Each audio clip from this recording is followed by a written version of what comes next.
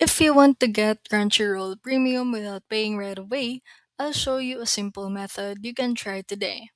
First, open Crunchyroll on your phone or go to their website and create an account if you don't have one yet. Once you're logged in, go to the premium section and choose any plan available. You'll usually see an option to start a free trial. This gives you access to all premium features instantly. After selecting the plan, just enter your details and confirm.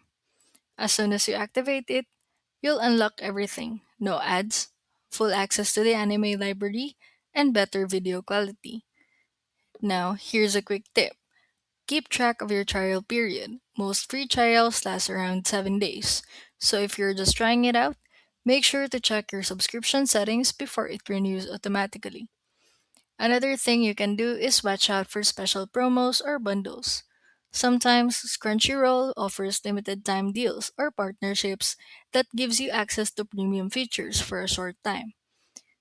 And once you're inside premium, take advantage of everything.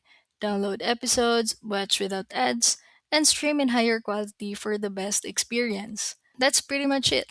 A quick and easy way to access Crunchyroll premium features and enjoy your favorite anime.